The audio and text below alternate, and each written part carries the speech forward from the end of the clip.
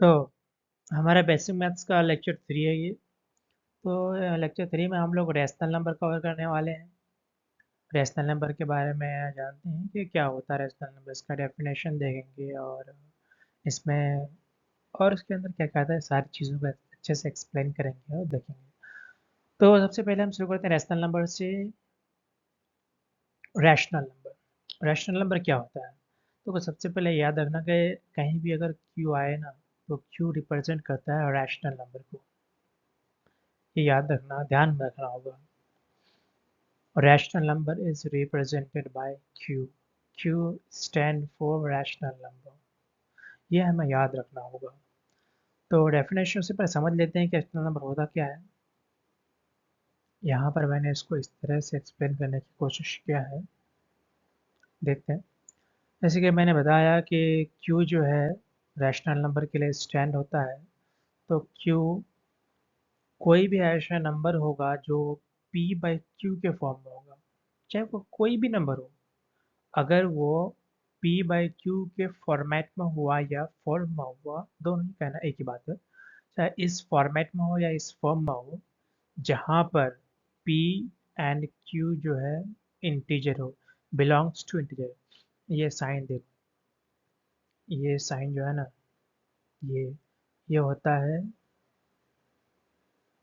Belongs to. P and Q belongs to integer. Integer हमने पहले आगे के लेक्चर में कवर कर चुका हूँ कि इंटीजर क्या होता है। तो कोई भी नंबर जो P बाई Q के फॉर्म में हो या फॉर्मेट में हो, जहाँ पर P और Q जो है इंटीजर से बिलोंग करेगा और Q is not equal to zero, यहाँ पे Q होना चाहिए।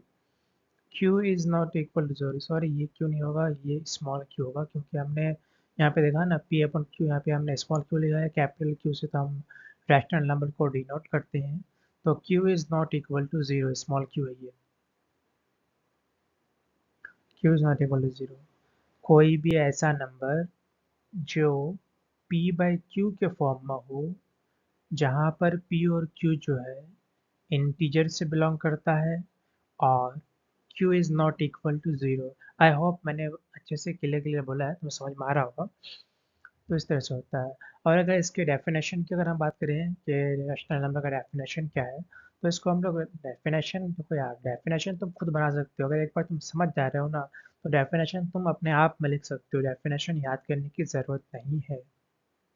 अगर तुम्हारा कंसेप्ट क्लियर हो रहा है कि तुम चीज़ों को समझ पा रहे हो, तो डेफिनेशन तुम खुद से लिख सकते हो। फिर भी मैं फॉर्मेलिटीज़ के लिए डेफिनेशन लिख देता हूँ, जो कि मैंने लिखा है। The number that can be represented in the form of P by Q। The number, ऐसा नंबर जिसको हम लोग P by Q के फॉर्म में रिप्रेजेंट कर सकते हैं, जहाँ पर P and Q belongs to integer। P and Q के फॉर्म में उस नंबर को, कोई भी नंबर हो जिसको अगर हम P by Q के फॉर्म में रिप्रेजेंट कर सकते हैं, जहाँ पर P और Q अगर इंटीजर से बिलोंग्स करेगा, और इंटीजर से बिलोंग करेगा या इंटीजर होगा की बात है, and Q is not equal to zero. Not equal to zero, ये नॉट इक्वल टू का साइन है। इसको मैं यहाँ से साफ साफ फिर से कर देता हूँ। ऐसे ये इक्वल टू का हुआ, ये है जाएगा इक्वल टू। इक्वल टू ऐसे होता है।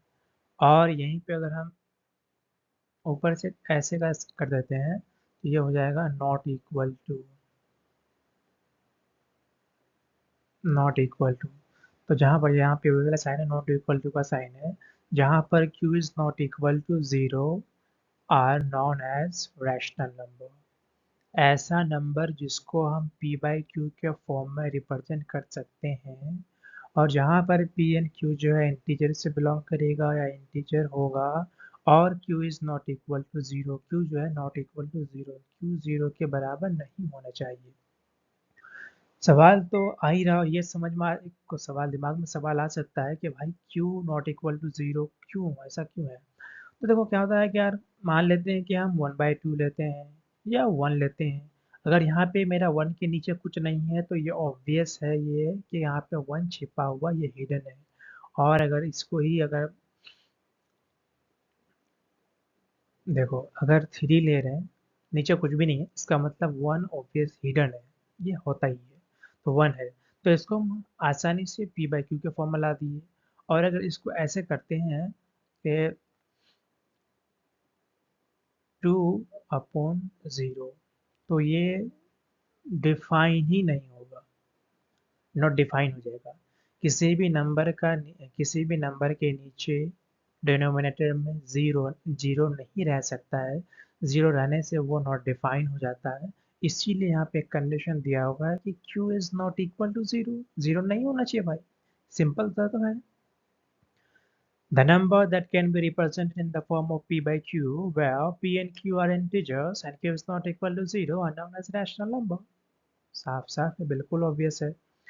ऐसा नंबर जिसको हम p बाई क्यू के फॉर्म में रिप्रेजेंट कर सकते हैं, और p एंड q इंटीजर होना चाहिए या इंटीजर से बिलोंग करना चाहिए, दोनों बात तो सेम है। और q is not equal to zero, q जो है जीरो के बराबर नहीं होना चाहिए, क्योंकि अगर जीरो के बराबर होगा तो वो डिफाइन ही नहीं होगा, डिफाइन ही नहीं होगा तो फिर वो नंबर रैशनल नंबर कैसे हो जाएगा भाई। तो उसको डिफाइन करने के लिए हम q is not equal to zero बता रहे हैं।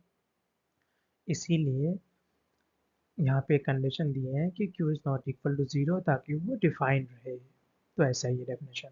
और एक यहाँ पे पॉइंट आता है कि rational number is represented by Q, जो कि मैंने पहले ही बता दिया है कि रैशनल नंबर को क्यू से रिप्रेजेंट करते हैं, क्यू से डिनोट करते हैं, या फिर इसको ऐसा भी कर सकते हैं Q stand for rational number. चाहे तो इसको नोट भी कर सकते हो, यहाँ पे इतना स्पेस नहीं इसलिए मैं नहीं लिख रहा हूँ। लिख सकते हो अपना, अपने कॉपी में तुम नोट डाउन कर सकते हो, Q stand for rational number, या फिर rational number is represented by Q, ये तो लिख ही दिया मैंने। बस थोड़ा सा घुमा हुआ है पर बात तो एक ही है। तो चलो फिर हम चलते हैं दूसरे स्लाइड में। हाँ, तो जैसे कि हम देखते हैं कि इंटीजर अगर होता है और फ्रैक्शन होता है, इंटीजर क्या होता है भाई, चाहे माइनस का साइन हो या माइनस के साथ हो या प्लस के साथ हो, जैसे कि माइनस इन्फिनिटी टू, जैसे कि हम ले लेते हैं कुछ भी -10 -9, इस तरह से करके 0 1 2 3 इस तरह से इन्फिनिटी तक। तो ये सारे नंबर के नीचे जो कुछ भी नहीं है तो कुछ नहीं तो वन है, यहाँ कुछ नहीं तो वन है, यहाँ कुछ नहीं तो वन है, यहाँ भी अगर वन, अगर ये वन है, यहाँ भी कुछ नहीं तो वन है, तो इस नंबर को हम p बाई क्यू के फॉर्म में रिप्रेजेंट कर पा रहे हैं। इसलिए जितने भी इंटीजर है सब के सब रैशनल नंबर होगा। फ्रैक्शन क्या होता है? फ्रैक्शन का डेफिनेशन हमने इससे लेक्चर 2 में ही देखा है कि फ्रैक्शन क्या होता है। कोई भी नंबर जिसको हम p बाई क्यू के फॉर्म में रिप्रेजेंट कर सकते हैं, और q जो है नॉट इक्वल टू जीरो होगा, क्योंकि भाई अगर जीरो हो जाएगा तो फिर वो फ्रैक्शन डिफाइन ही नहीं होगा। इसीलिए जो है जितने भी फ्रैक्शन होगा वो सारा का सारा रैशनल नंबर होगा। एक पॉइंट यहाँ पे और है कि terminating decimal number are rational number. देखो इसको ऐसे ही समझते हैं, जैसे कि मैंने यहाँ पे लिखा 5/2, 5/2 करेंगे तो क्या हो जाएगा, 2 टू जो 4, जीरो आ जाएगा, पॉइंट लेंगे 0 10, 5 to 10। ये ये है ना, मतलब टर्मिनेटिंग। तो ये देखो क्या लिखा हुआ, terminating decimal number are rational number. ये समझा ना मैं, कि जितने भी टर्मिनेटिंग डेसिमल नंबर है, यानी कि ये रैशनल नंबर है, जितने भी टर्मिनेटिंग डेसिमल नंबर है वो रैशनल नंबर है। इसका मतलब ये जो है रैशनल नंबर है, ये वाला टर्मिनेटिंग डेसिमल नंबर। इसको हम ऐसे कर सकते हैं ना, जैसे कि इसको इस फॉर्म में लाए, अब अगर इसको लाना है उस फॉर्म में, तो जैसे कि 2.5 या पॉइंट को हटाएंगे तो नीचे 1 आएगा, उसके बाद एक डिजिट है तो एक जीरो आ जाएगा, फिर इसको काटेंगे 5, 5 5 जो 5, 5 5 जो 25 अपॉन 5 टू जो 10, तो उस फॉर्म में आ गया। तो ऐसे केसेस में जितने भी टर्मिनेटिंग रेशनल नंबर अगर आपको दिख रहा है, जितने भी टर्मिनेटिंग डेसिमल नंबर होगा वो रैशनल नंबर होगा, जितने भी टर्मिनेटिंग डेसिमल नंबर हो वो रैशनल नंबर है। और एक पॉइंट है कि नॉन टर्मिनेटिंग, मान लेते हैं कि वो टर्मिनेट नहीं हो रहा है, लेकिन वो क्या है कि बट रिपीटिंग, टर्मिनेट नहीं हो रहा है लेकिन repeating decimal number are rational number. जैसे कि मैंने यहाँ पे एग्जांपल लिया है 10/3 का, तो इसको मैं समझाता हूँ कि 10/3 इसको डिवाइड करेंगे तो क्या आ जाएगा, 3 3 9 आ जाएगा, ये पॉइंट फिर लेंगे तो जीरो फिर 10 हो जाएगा, तो 3 3 9 3 3 9, ये देखो ये टर्मिनेट नहीं हो रहा है, चलता रहेगा, टर्मिनेट नहीं हो रहा है, लेकिन ये रिपीट हो रहा है। देखो ना, 3 बार बार आ रहा है, तो 3 तो रिपीट हो रहा है ना। तो जितने भी है कि नॉन टर्मिनेटिंग, टर्मिनेटिंग नहीं होगा, लेकिन अगर वो रिपीटिंग है तो भी वो रैशनल नंबर है। समझ रहे हो ना, नॉन टर्मिनेटिंग भी हो, लेकिन अगर वो रिपीटिंग हो तो भी वो ऐसा भी हो सकता है कि जो यहाँ पे जैसे कि 3 है, हो सकता है कि यहाँ पे कुछ और हो, बाद में जाके रिपीट हो रहा हो, तो भी वो रैशनल नंबर होगा, ध्यान रहे। एक बार फिर से लेते हैं कि जितने भी इंटीजर है सारे रैशनल नंबर है, जितने भी फ्रैक्शन है सारे रैशनल नंबर, जितने भी टर्मिनेटिंग डेसिमल नंबर है सारे रैशनल नंबर, जितने भी non terminating but repeating rational number है वो भी रैशनल नंबर है। तो क्लियर हो जाएगा यहाँ से। यहाँ से हम ऐसे लेते हैं कि ये सारा जो है रैशनल नंबर है, रैशनल नंबर्स। समझ रहे हो ना? तो इसको अच्छे से नोट डाउन कर लो और चीज़ों को समझते चलो।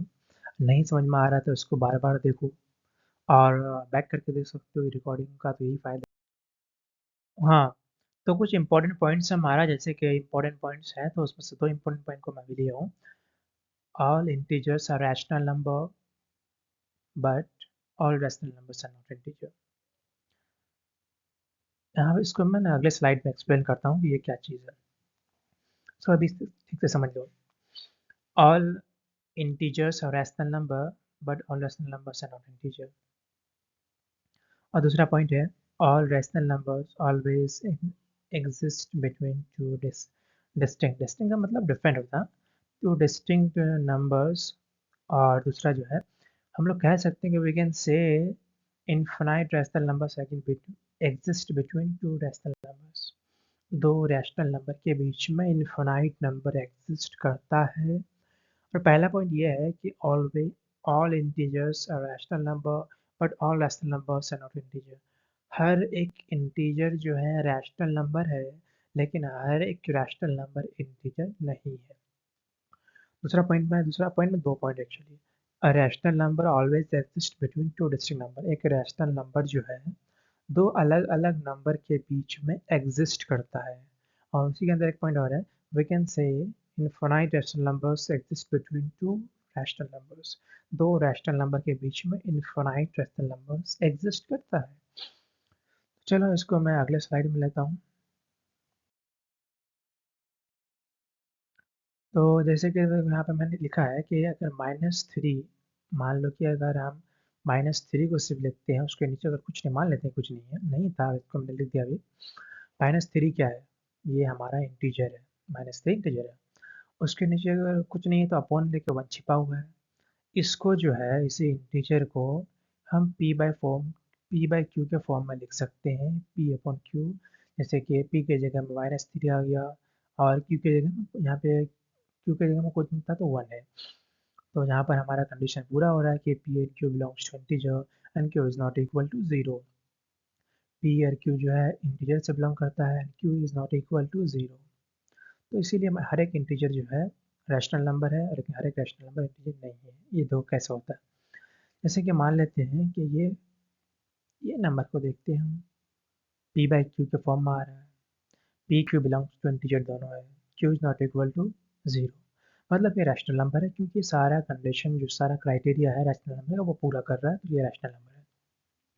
लेकिन ये इंटीजर नहीं है, ये फ्रैक्शन है, लेकिन ये इंटीजर नहीं है। इंटीजर तो ऐसा होता है ना यार, -2 -3 -3, यहाँ लिख देते हैं -1 -3, इस तरह से 1 2 3 इन्फिनाइट, इधर भी इन्फिनिटी तक, इधर भी इन्फिनिटी तक। तो ये सारे होल नंबर प्लस माइनस के साइन के साथ जो होता है ना, वो इंटीजर होता है। प्लस माइनस का साइन के साथ, होल नंबर तो 0 से शुरू होता है, लेकिन प्लस माइनस के साथ अगर लिखें तो वो इंटीजर होता है।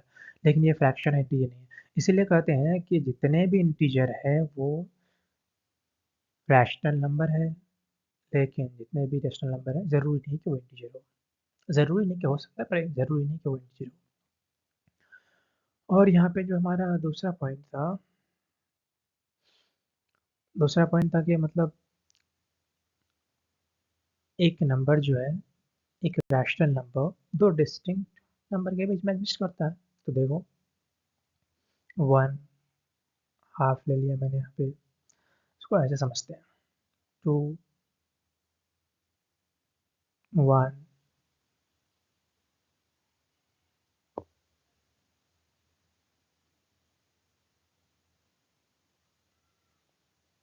इसको आइडिया लेते हैं।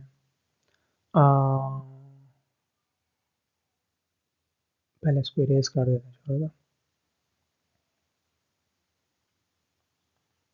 देखो हाफ लिया, इधर 1 लिया, इधर 0 लिया, तो देखो ये रैशनल नंबर है कि नहीं है? रैशनल नंबर का सारा क्राइटेरिया पूरा कर रहा है। पी अपॉन क्यू भी है, पी एन अपन क्यू जहाँ पर पी और क्यू की वैल्यू जो इंटीजर से बिलोंग कर रहा है, Q is not equal to 0 मतलब ये रैशनल नंबर है, और ये रैशनल नंबर दो नंबर के बीच में एग्जिस्ट कर रहा है। ऐसे ही तो कोई भी नंबर चेक कर लो, अब तुम खुद ही एक नंबर को उठाओ उसको चेक करो, सारे नंबर ऐसे ही निकलेंगे। जो भी रैशनल नंबर होगा वो दो डिस्टिंक्ट यानी कि अलग अलग नंबर के बीच में एग्जिस्ट करेगा। और हम कह सकते हैं कि दो रैशनल नंबर के बीच में इनफाइनाइट रैशनल नंबर हो सकता है। मान लेते हैं एक हम ये, या फिर इसको भी मान सकते हैं, दोनों में से कोई भी एक मान लेते हैं हम ये वाला। रैशनल नंबर का जो क्राइटेरिया जो कंडीशन है उस पर तुम अप्लाई करो, ये इस पर फुलफिल होगा तो ये रैशनल नंबर होगा। उसके बीच में इनफाइनाइट नंबर है, कैसे मैं बताता हूँ। जैसे कि हाफ है, तो हाफ से छोटा क्या हो जाएगा, 1/3, 1/4, 1/5, कमी है ना। इस तरह से मान लेते हैं 10 तक है, तो इस तरह से बहुत कुछ है। इसके इसके भी दोनों के बीच में ही बहुत सारे नंबर है, इसके बीच में भी इनफाइनाइट नंबर है, इसके बीच में इनफाइनाइट नंबर है, इस तरह से 9 8 7 6। अब अगर ये दोनों को लेते हैं तो इसके बीच में भी इनफाइनाइट नंबर हो जाएगा, जैसे कि 6 6 है ना, 7, इसके भी बीच में इनफाइनाइट नंबर हो जाएगा। हर किसी के बीच में इनफाइनाइट नंबर होता है।